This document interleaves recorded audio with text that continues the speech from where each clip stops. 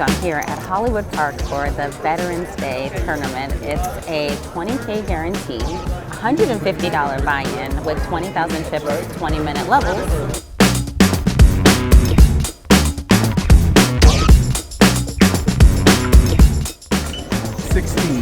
Right over here. Okay. Yeah. That one? Yeah, right in the front here. Okay, cool. Okay. Thank you.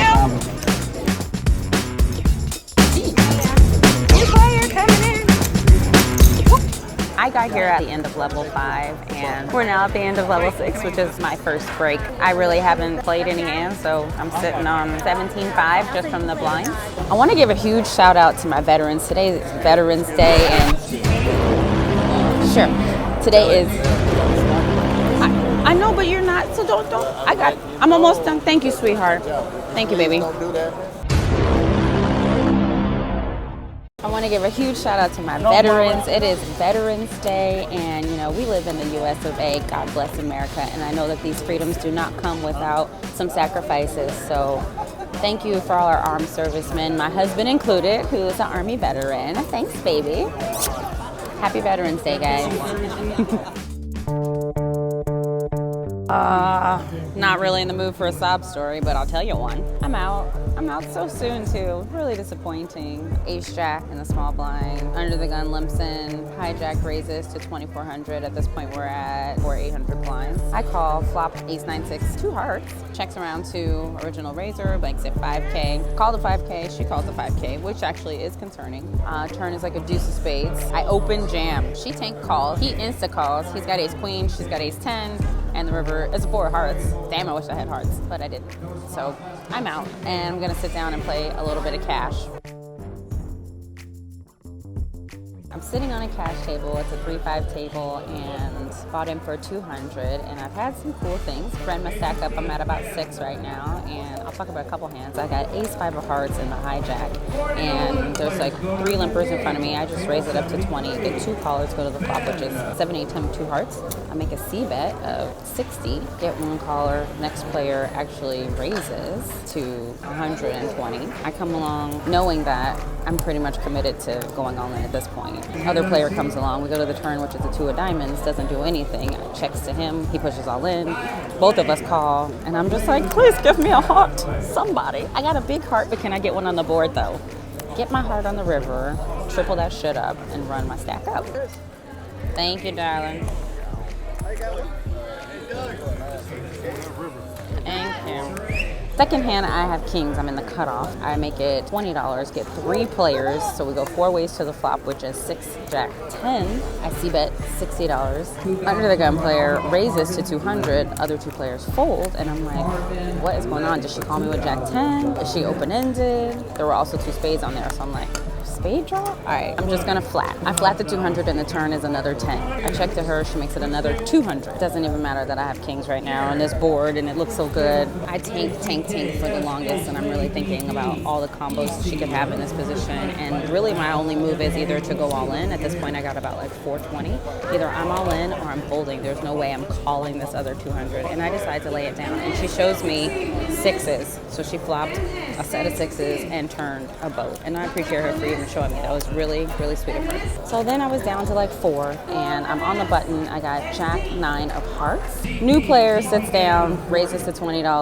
Haven't really seen him play, so I call the 20. Player next to me calls the 20. We go to the flop, which is Jack 9X with 2 clubs. Checks to him, he makes it 20. I raise to 120. Player next to me folds, and he goes all in. And of course I call. It was only another like $60, so I call his all in. The turn is a club, the river is a blank, and he looked really sad, and he says he missed his draw. And I was like, all right, but I want to see it. I want to see it. He's like, but I missed. And I was like, well, I ain't showing you mine till you show me yours, Big Daddy. He ends up just mucking his hand, and I show my Jack 9, even though technically at that point I probably didn't have to, right? But now I'm back up to 6. Yeah. This is my boy Edgar right here. That's me right here, guys. Yeah, he's a staple here at Hollywood Park. Him and this hat. And my do 7, my lucky hand. Tell us about your hat. Where does hat come from, yo? It looks like an expensive hat, brother. It is. I got some good money just in case I get busted. I can go to my hat. Are these from your winnings? That's from my winning. When I have a good winning, I put a chip over there. Sweet. Tell about the story when you put your hat all in. Oh, I put my hat all in one time, but they didn't accept the bet. That's so rude. That's what's up. Well, you're always smiling whenever I see you. You're always a friendly face at the table, and I appreciate that. When I see a really friendly face, a smiley face like you, it's impossible to be mad, you know? You have to, So tell us, Edgar, what's your #1 poker etiquette? oh God, that's difficult. I will tell people, you know, when you have a big hand, talk a lot. And when you have a bad hand, do the same thing. If you balance your whatever you're doing, I mean, if I'm talking a lot and then I go quiet because I have a big hand. You do talk a lot. That's Yeah, your thing. but I'll do it with do 7 too. Do that. So that was more so something that you should do, right? You're giving somebody a Yes. tip on what to do. Yes, Cool. I will say yeah. That's what's up. Well, keep smiling. Cheers. Cheers. So I'm about to leave. That's the only reason I'm doing this. My boy Edgar got me a drink. What's up, Edgar? Woo! Salud. Well, that was fun. Lost in the tournament, made it up in cash and some, and had a good time. Got to see some of my great friends. I really enjoyed myself today. For the veterans. Yes! And I was trying to get Edgar to do a P's and Q's, but I don't think he understood what I meant. You got me on that one. I got not much to say. So I'm gonna do one because I made a faux pas today. I did a poker faux pas and it was totally on accident, but there was a guy in a hand, right? He called a big raise, then somebody else jams all in and he's tanking to figure out if he should call, and he shows me his hand and he's got ace queen off. And I'm like, you should fold. And then I thought he was folding as I said that, and and then I realized he still had his cards, and I thought, oh my God, I have made a P's and Q's faux pas, because you should never, one person to a hand, right? You should never instruct anyone on what you think that they should do in any given hand. I shouldn't even be talking about the hand. Technically, he shouldn't even be showing me his hand while he's in the pot. And I was like, I'm so sorry. I really do try my best, like, not to talk when someone else is in a hand. So that's what today's P's and Q's is. Do not talk in a hand. If you do not have cards in that hand, even if you do, but truly you should not be having a conversation about it with yourself or anyone else.